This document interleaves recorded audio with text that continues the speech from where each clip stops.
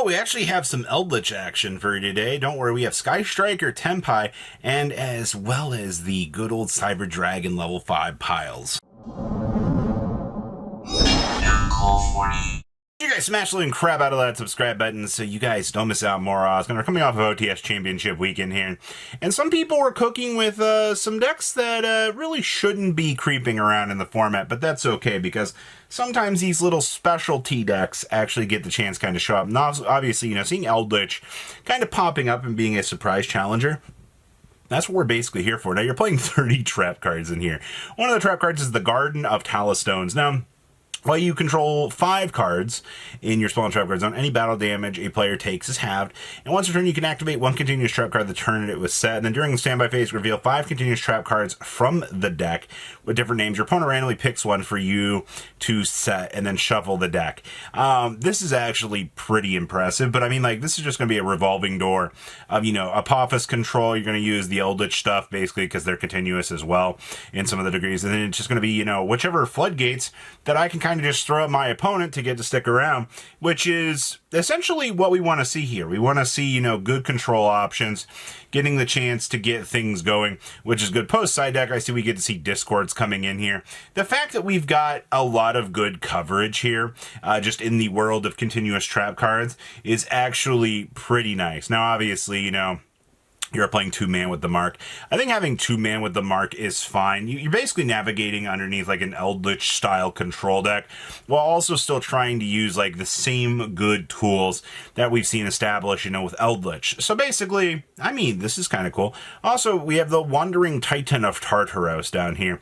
We've seen this guy kind of popping around every once in a while, but Tartaros definitely is one of those little funner cards that you can kind of pick and mess around with. So, zombie pile / 30 trap cards on a 50 card deck managed to somehow do exceedingly well this weekend, and you know what, that's fine. This is the kind of stuff that we like to see actually doing well. Next up here, Tenpai Sky Striker. Nani? Well, this is something that we've kind of seen popping up every blue moon, where basically you got to remember the Sky Striker stuff, you can actually minimalistically play a little bit more low to the ground in terms of a pile and actually kind of achieve some decent results, which usually ends up working out just fine. So why combine this with the Tenpai package? Well, while your opponent's busy kind of looking at like your Sky Striker stuff trying to resolve over here, I think a lot of people are going to kind of judge this and go, well, what's the point,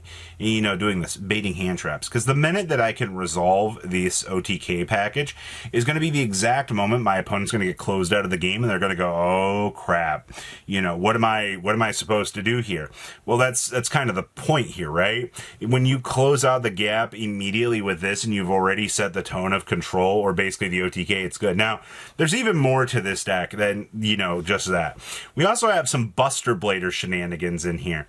We have Buster Blader, the Dragon Destroyer Swordsman, along with the Buster Blader itself. But you're also going to be playing Trap Tricks to go into the prologue and the Destruction Sword of Memories, just to be able to, make some amazing stuff today, which is really, really good. Which actually, I don't know, man. I think looking at this deck, honestly, I don't know, man. I think looking at the content of this deck and looking at like the ideas, I think that this is a pretty good to the floor idea. Obviously, Sky Striker is still going to be very, very powerful, but, it just kind of proves like Tenpai's validity still as a subject within the current format, which is okay. Next up here, we have the Cyber Dragon RB level 5 pile. Say that 10 times fast. I absolutely dare you, because this is interesting. So obviously, when we get the additional Cyber Dragon stuff coming out later this year, I think this pile will kind of revolutionize itself and kind of unfold into some more pretty interesting topics for what you can do. Now, one of the things you're going to see here, and this is just an unfortunate, side effect of today's current, card pool, but, we have Spell Canceller and friends still kind of being a plague within the format.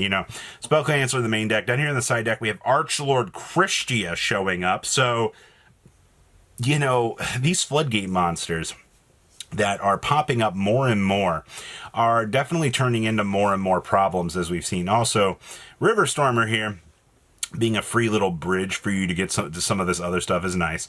I also see that we're playing Durandal to kind of override some things. Durandal, I gotta give this card some credit, man. You know, in combination with Droll and Lockbird, this is a really funny card to wipe your opponent's entire hand away from them.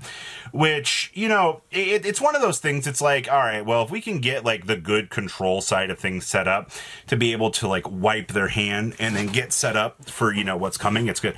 Also, your RB package is pretty small in here. You're basically just using the more basic control package to kind of get set up and kind of go from there, which is actually not bad. But honestly, looking at this though, it's machine turbo good stuff, all right? You're using the multiple gateways of the different machine packages to do the thing, but also, you know, without Noroi, you know, the canine stuff kind of suffers a little bit, and it's forced to navigate underneath, I want to say like suboptimal lines at some point, but if we actually had Noroi back, I think this pie would be a little bit better. Next up here, we get to see some Radiant Typhoon action. Now, my understanding of this is, even though we have Radiant Typhoon Chant still basically locked up on the list, it's not stopping players from rushing out and trying to make the perfect Radiant Typhoon build actually work. Now, one other thing that's kind of interesting to me about this list that sticks out is we're only main decking 2 polymerizations. This is a case of, I want to see Super Poly some of the time, but it's not coming up enough to warrant me wanting this as a potential 3-up in a lot of these other situations, which that is interesting as a topic of like conversation, just to kind of look at overall for the developments for this deck. Because I swear, like, if we could just get in the extra copy here, it'd be fine. But my question is, like, if you wanted, do you go to 41 cards? You know, like, how do you pivot this? Because honestly, trying to keep the deck as low to 40 as you can for the maximum number of consistency options, it's kind of nice. I see we're also playing the Noble Knight Shieldbearer as a one-of in here as well. This is fine. Ever since, you know, once again, we come back to the conversation, a Chant, you know, getting locked up on the list, you're kind of forced to make some options that might not necessarily, like, feel the absolute best. The fact that we've also got the Mulch Armies pushed into the side deck here is good. We get to see Perulias doing their job. We have 2-dimensional fissures in the side deck as well. Honestly, this is kind of spooky. Also, speaking of the topic of Super Poly, they're also only main decking 2 droplets. They have the additional copy in the side deck. So maybe this was a case of, you know, maybe I don't want to tilt the deck too much in the heavy direction. You know, these are cards that they obviously feel that if they need to side them in on a more aggressive approach, they actually had access to them down in the side deck, which actually just kind of feels the same, right? Having 2 of each in the main deck means we can shift around going into games 2 and 3, and we can get those more appropriate results depending on what we need to actually get. Because there's definitely a lot of good building mentality, I feel like, in this list, which is good. Also, haha, Possessed Win is really funny. Next up here, the 60 card roll ad piles have really been picking up in a lot of interesting ways. But one of the topics kind of comes down to, you know, the Fleeting Phantom Mask Master, which this ends up being a bridge. As far as I remember, this is a bridge for, you know, bridging multiple different engines together. Also, the Sacred Beast stuff as like a topic of conversation has actually been kind of cool to see the different ways it's able to go. Also, Diabellstar is an exceedingly broken card, man. Being able to bridge into Azamina good stuff and just go, okay, cool, this is awesome. I love when my end boards are able to consist of, you know, Omni Negate, you know, the optional big guy.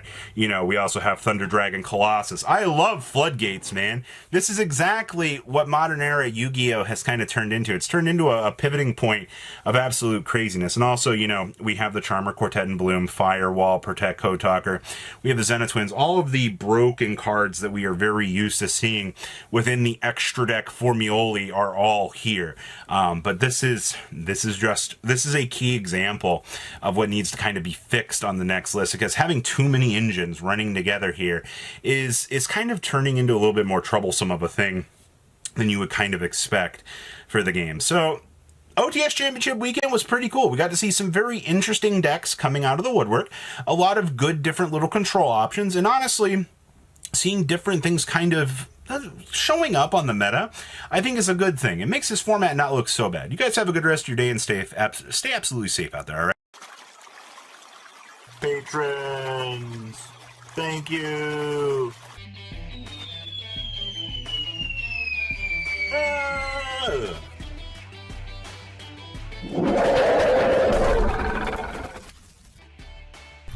Thank you so much for watching. Check out these other videos.